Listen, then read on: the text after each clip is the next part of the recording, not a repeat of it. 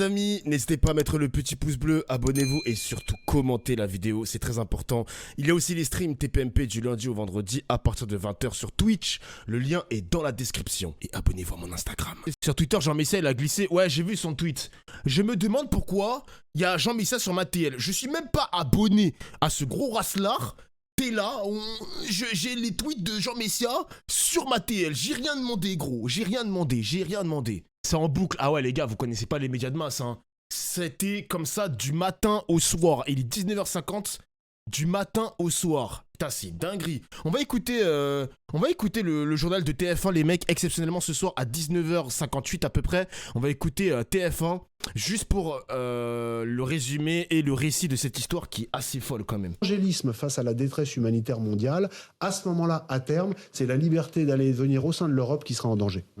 Les réactions politiques à présent qui sont évidemment très nombreuses, vous l'imaginez bien, à commencer par celle du président de la République qui sur Twitter dénonce une attaque d'une lâcheté absolue ce matin dans un parc à Annecy. Des enfants et un adulte sont entre la vie et la mort.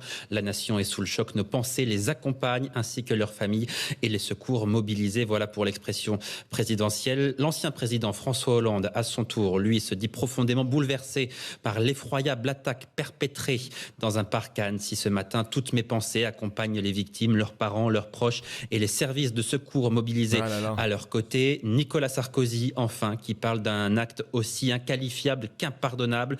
Mes pensées les plus affectueuses vont aux victimes et à leurs proches. La France est bouleversée qu'on puisse attaquer les plus fragiles de ses enfants. On va écouter à présent la réaction d'Éric Zemmour qui s'exprimait évidemment sur ce drame comme la plupart des responsables politiques et on en débat juste après.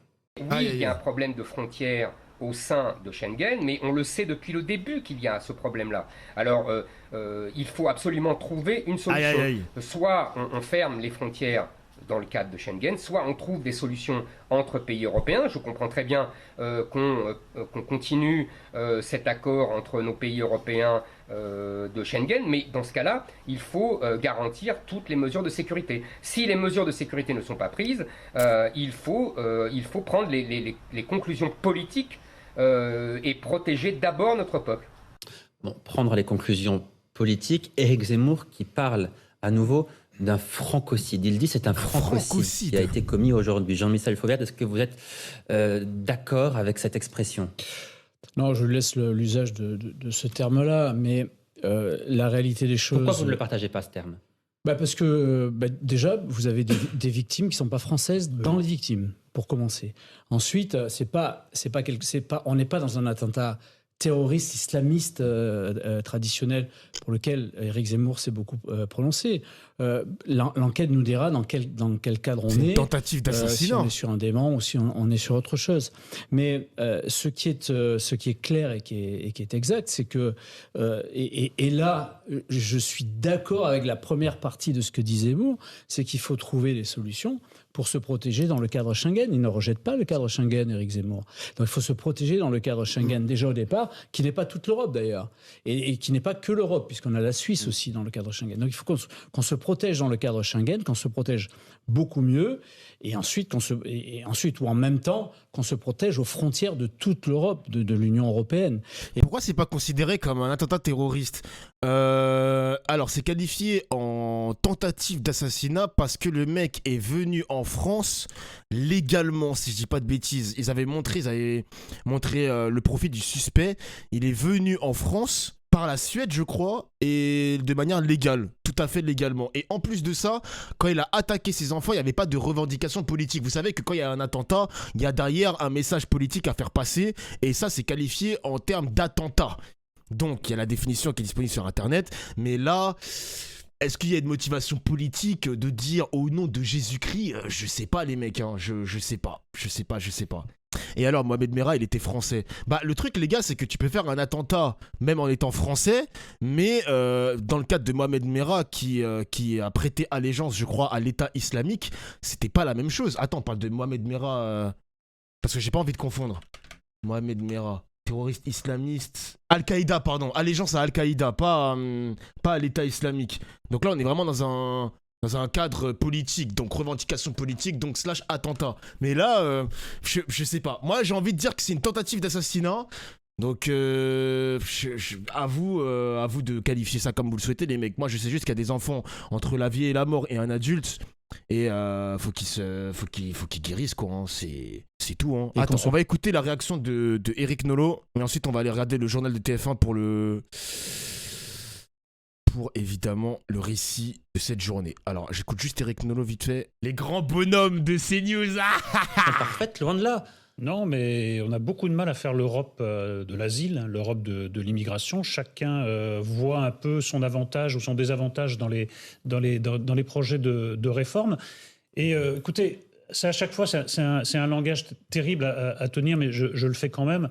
On se dit que quand il y a des tragédies comme ça devrait insister quand même à se pencher vraiment sur les problèmes, à arrêter de mettre la poussière sous le tapis et de vraiment prendre des décisions. Et on parlait tout à l'heure de récupération. La politique, ce n'est pas de la récupération quand elle se fonde sur la réalité. Ah oui. Voilà. On part de la réalité, de ce qui se passe. Quand il y a un drame affreux comme ça, c'est que quelque chose d'évidence ne fonctionne pas. Il faut donc y remédier. J'espère, à chaque fois, c'est un espoir qui est malheureusement déçu, que nos politiques, nos gouvernements seront à la hauteur de ces situations-là et on s'aperçoit que... C'est ce qu'on se dit tout le temps. Voilà, l'émotion s'estompe, ça c'est normal, hein, c'est un peu l'homme est fait comme ça, et on passe à autre chose. Et puis un jour, il y a un autre drame qui remet ça dans l'actualité. Mais je garde espoir. Jean-Michel Fauvergue. Et puis surtout, faire marcher les manettes qui existent déjà européennes. J'ai cité tout à l'heure le fichier SIS et la borne Eurodac, mais on a aussi, pour lutter contre l'immigration, et en particulier l'immigration clandestine, on a un certain nombre d'agences européennes. On a Frontex pour travailler sur les enquêtes, on a Europol pour travailler sur le judiciaire, on a Alors Eurojust. autant Europol, ça marche plutôt bien, autant Frontex, je ne suis pas sûr que ce soit le meilleur exemple à prendre. Eh bien, non, mais c'est justement ce que je vous disais, c'est-à-dire que on a des outils. Je les prenais pas comme exemple. C'est quelque chose qui existe. Moi, Frontex, je le connais bien. J'ai travaillé à la police aux frontières, donc c'est des outils qui existent qu'il faut faire évoluer pour qu'ils soient le plus efficient possible. Qu'est-ce que tu vas faire, Macron, pour ça alors ? Une politique commune d'asile et d'immigration, bien évidemment. Qu'est-ce que tu vas faire, Macron, pour ça, bordel ? C'est quoi Schengen ? Schengen, c'est un espace qui donne aux citoyens... comment on peut dire ça vulgairement ? Vulgairement, on peut dire que c'est un espace qui donne aux citoyens le droit d'être touristes. Genre, tu peux circuler dans des pays européens comme ça, genre normal. T'as juste à montrer ton passeport et ta carte d'identité, pas besoin de visa. Il n'y a pas besoin de visa, parce que tu sais, il y a plein de pays qui demandent des visas pour être touriste. Donc tu peux circuler librement dans les pays européens. Tu as une liste de pays qui ont signé cet accord de Schengen, dont la Suisse, qui n'est pas un pays de l'Union européenne, mais qui a signé les accords de Schengen. Et puis, et je crois qu'il y en a d'autres aussi, mais il faut que je me renseigne. Faut que je me renseigne. Pourquoi il a pas demandé à ChatGPT ? J'avoue, Pelé, pourquoi t'as pas demandé à ChatGPT ? Tu demandes à moi. Tu crois que moi je suis Black GPT ? Tu crois que je suis Black GPT ? Casse-toi, frère. T'es bête ou quoi ? Bon, allons regarder le journal de TF1. On a eu la réaction de la plupart du président Macron, l'ancien président Sarkozy, avec François Hollande. On a eu la réaction de Éric Zemmour, parce que évidemment tout le monde attendait ça. Réaction aussi assez courte de Eric Nolot. Et maintenant, on va passer au journal